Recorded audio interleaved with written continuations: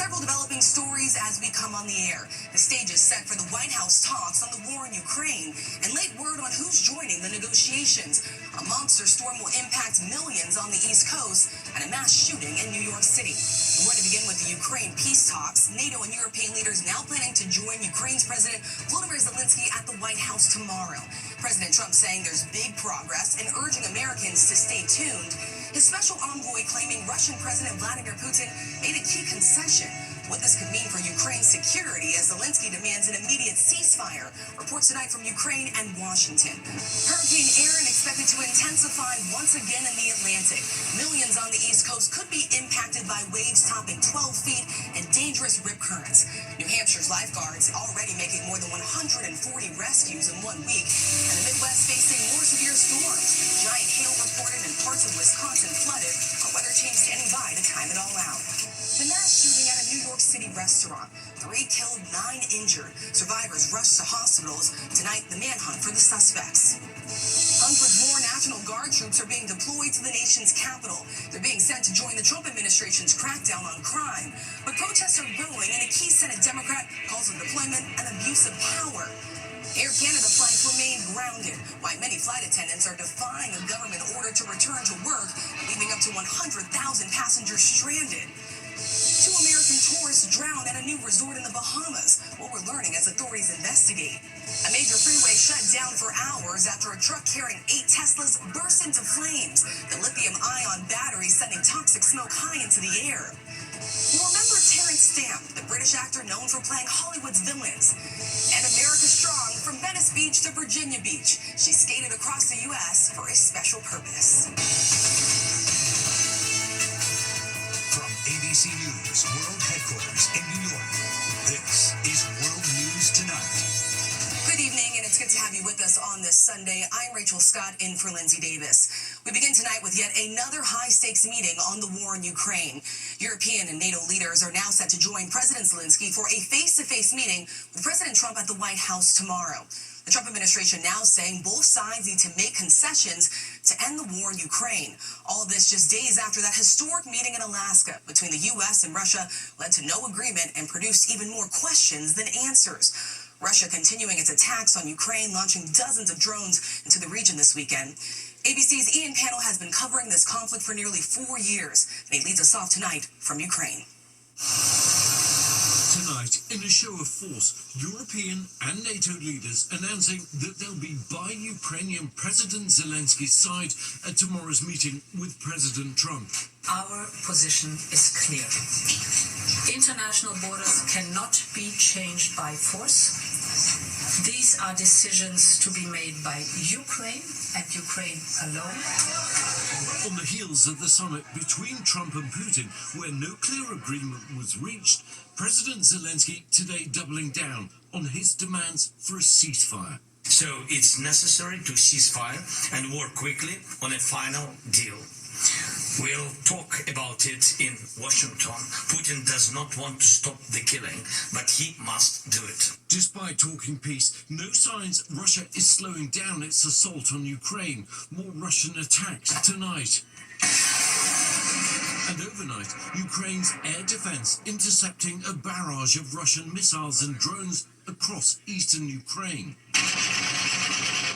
Zelensky rejecting Russian demands. He gives up even more land. The constitution of Ukraine makes it impossible to give up territory or trade land. Russia occupies 20% of Ukraine's territory. Sources telling ABC News during the summit, Putin demanded Ukraine give up the Donetsk region in exchange for halting offensives elsewhere and further attacks. Today, Zelensky said those discussions can only happen with Ukraine at the table. So far, Russia gives no sign that trilateral will happen, and if Russia refuses, then new sanctions must follow.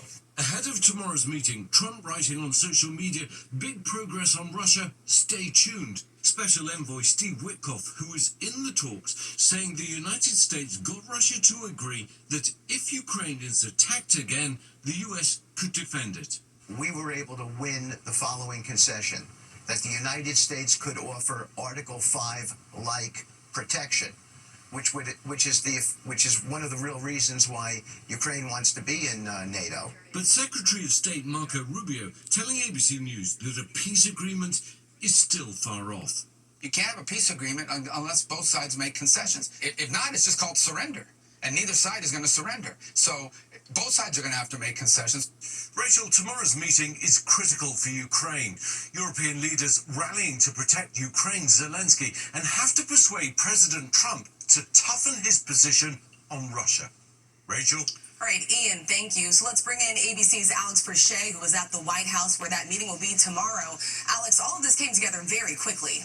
That's right, Rachel. It came together incredibly quickly. President Trump on the phone with NATO leaders as he was headed back from that summit in Alaska. And if you remember, the last time that Zelensky was in the Oval Office, it turned into a shouting match. But tomorrow, he will be supported by French President Emmanuel Macron, UK's Prime Minister Keir Starmer, the German Chancellor, the head of the EU, and NATO's Secretary General. Macron today questioned if Russia truly wants lasting peace, saying if we are weak today with Russia, we prepare the wars of tomorrow. The Trump administration right now is pursuing a peace agreement and is hoping to move forward with that through a trilateral meeting between the U.S., Russia, and Ukraine. But, Rachel, a lot of that depends on how tomorrow goes. Rachel? It certainly does. All right, Alex Perche reporting from the White House tonight. Alex, thank you. We turn now to the weather and the storm slamming the Midwest. Severe storms dumping heavy rain in the Chicago area overnight, flooding roads, stranding drivers, and leaving thousands without power. Hail and gusty winds also battered parts of Cedar Rapids, Iowa. Here's meteorologist Danny Beckstrom from our New York station, WABC. Strong wind, heavy rain, and flash flooding taking aim at the Midwest tonight. From Iowa to Minnesota and Wisconsin, powerful storms downing trees and power lines, the system bringing softball-sized hail and intense thunderstorms. Thousands without power in the Twin Cities. More rain in Milwaukee as they continue to recover from historic flooding just a week ago. That system, the back end of a front keeping a strengthening Hurricane Erin away from the East Coast. Erin, now a Category 3, a slow-moving storm inching forward in the Atlantic. Hurricane hunters capturing this as it brushed past the Caribbean. This drone video out of Puerto Rico shows massive waves pounding the shoreline, even as the hurricane is downgraded from an intense Category 5 to a Cat 3. The first major storm in the Atlantic bringing dangerous surf from Florida to Maine, waves up to 12 feet expected in some places. And with recent drownings along the East Coast, lifeguards are already on alert. In St. Augustine, Florida, strong tidal currents sweeping a swimmer nearly 3/4 of a mile offshore, forcing first responders into a dramatic rescue. And in New Hampshire, more than 140 people were rescued last week as a far weaker storm caused rough waves and choppy seas. And Danny joins us now. Danny, you're also tracking Hurricane Erin gaining strength across the Atlantic tonight. Yeah, we're starting with Erin, still a major Category 3 hurricane, Rachel, with max sustained wind holding steady at 125 miles per hour. But re-strengthening is expected as the track turns north. Tropical storm warnings in effect for Turks and Caicos and the southeast Bahamas tonight. That northern turn expected to start tomorrow as the major hurricane rides north just off the east coast. A cold front should act as a buffer from direct U.S. impact, but rough surf and rip currents still bring significant danger starting tomorrow in the southeast, midweek in the mid-Atlantic, and through the end of the week in the northeast. As for tonight's severe weather threat, the upper Midwest and parts of the plains still in the bullseye with flooding downpours and damaging wind gusts possible through tomorrow morning. Rachel? All right, Danny, tracking it all for us. Danny, thank you. We turn now to a terrifying scene in New York. 3 people are dead and 9 others injured. Police say it appears that several people fired shots inside a crowded restaurant overnight. Dozens of shell casings were recovered at the scene. Police are now searching for the suspects. Here's ABC's Olivia Rubin. An urgent manhunt tonight for multiple suspects police say opened fire in a Brooklyn restaurant, killing 3 and injuring 9 others. Police swarming Taste of the City Lounge around 3 a.m. after calls of a chaotic scene started coming in. Officials say a dispute inside escalated, leaving multiple people wounded by several shooters. Investigators sifting through evidence at the scene today, saying they recovered a gun nearby and dozens of shell casings inside that lounge. Our job now is to determine who is responsible and to hold them accountable. Today's incident comes amid a record low in gun violence. The NYPD saying there were 264 shootings and 112 murders from January to May of this year, the lowest ever recorded for that period. Thank Thankfully, tonight, officials say those 9 injured victims are being treated in the hospital, all of them with non-life-threatening injuries. Rachel. Olivia, thank you. Next tonight, more National Guard troops are heading to Washington, D.C. West Virginia is expected to send troops soon. 2 other Republican-led states, Ohio and South Carolina, may join them. It comes as President Trump is cracking down on crime in the city, deploying 800 National Guard troops to the nation's capital. But city leaders and others are now pushing back. Here's ABC's Noel Lengi. Tonight, a significant escalation on the streets of the nation's capital. 350 more citizen soldiers expected to arrive from West Virginia in the coming days, bringing the number of National Guard members to 1,126. On the streets today, mixed sentiment about the mission. I think it's pretty ridiculous, honestly. I think it's good. I feel safe. 2 other Republican-led states, Ohio and South Carolina, also offering to send troops. Democrats calling it a manufactured crisis. Crime in D.C. is at a 30-year low and on downward trajectory. So this is all an opportunity for Donald Trump to play dictator in Washington, D.C.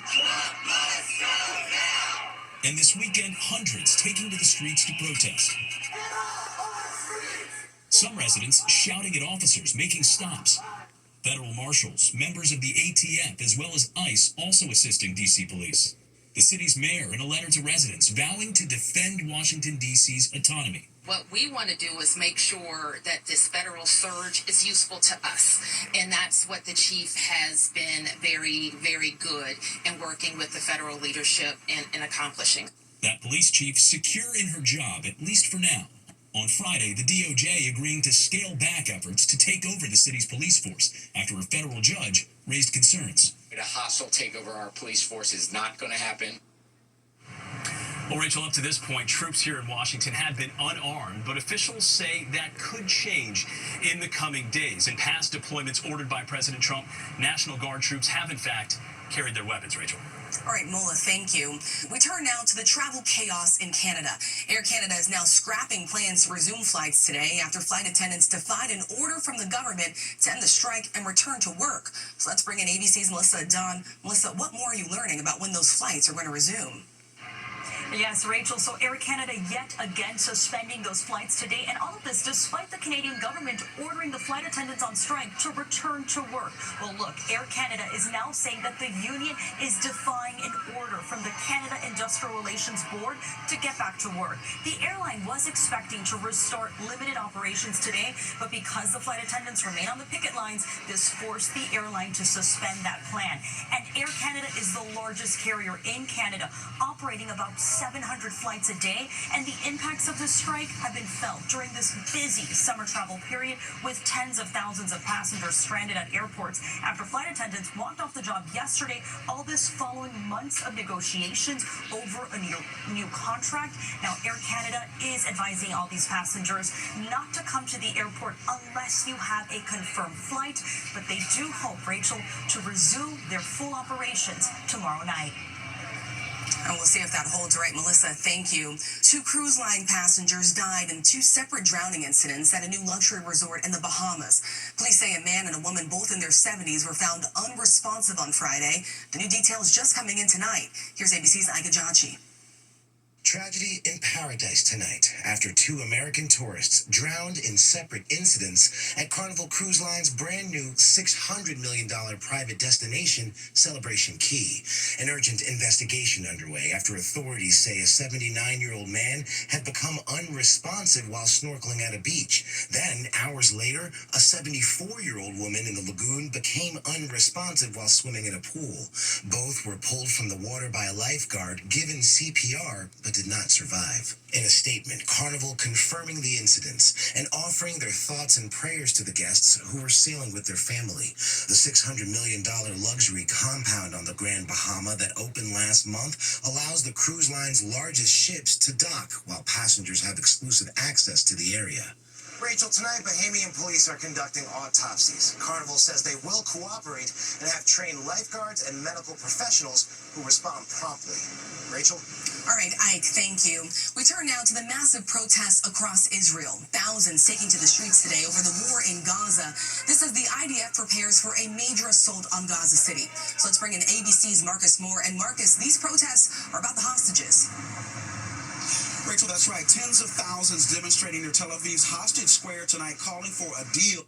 There have been reports of some clashes and dozens of arrests, and despite the public pressure, Israel's Prime Minister Benjamin Netanyahu remains defiant, saying that there can be no end to this war until Hamas is defeated. All of this as the situation in Gaza remains dire. People are dying by the dozens every day, including some who are starving to death, according to the Hamas-run Gaza Health Ministry. In fact, tonight we have exclusive video that shows a glimpse of the chaos and danger some are facing to get food for their families. We see people ducking for cover as bullets whiz by. In another moment, new video shows people rushing aid trucks. Rachel, this is the horror so many are living through as this war rages on. The death toll in Gaza is approaching 62,000 people. Rachel. Staggering number. All right, Marcus, thank you. And there's still so much more ahead on World News Tonight this Sunday, including the fire that shut down a major freeway as multiple Teslas went up in flames. An American tourist attacked and severely injured by a shark in the Bahamas. Dramatic video of a violent incident during an immigration enforcement operation this weekend. Federal agents had surrounded a car in San Bernardino, California. The Department of Homeland Security says the 3 people inside refused to come out. According to the men in the car, the driver feared for his life. The car drove off and an agent fired multiple shots at the vehicle. DHS says the shots were fired in self-defense. The family called local police for help. Federal agents then went to the driver's home, but no arrests were made. Moving on to a dangerous situation on a busy highway. A car carrier loaded with 8 Teslas went up in flames yesterday on the 5 freeway in Los Angeles. It took firefighters several hours to put out the flames as they battled toxic smoke from burning lithium-ion batteries. No injuries were reported, and the cause of the fire is currently under investigation. And tonight, details are just coming in on the shark attack in the Bahamas. An American tourist was bitten yesterday while swimming. Initial reports say the 63-year-old man was spearfishing when he was attacked and sustained severe injuries. He was treated at a local clinic before being airlifted to the U.S. When we come back, we'll remember an actor who was a master at playing villains. To the Index now, and a special honor for our 39th president. Today, the Postal Service unveiled a new forever stamp featuring President Jimmy Carter, who died last December at 100 years old. The service says it offers a way for the world to share his legacy. It goes on sale October 1st, which would have been Carter's 101st birthday. British actor Terence Stamp died today. He received an Oscar nomination for his first movie role in the 1962 Billy Budd. Stamp acted for 6 decades, appearing in Wall Street and The Adjustment Bureau. But he may be best known for appearing as General Zod in the Superman films. His family confirmed his death.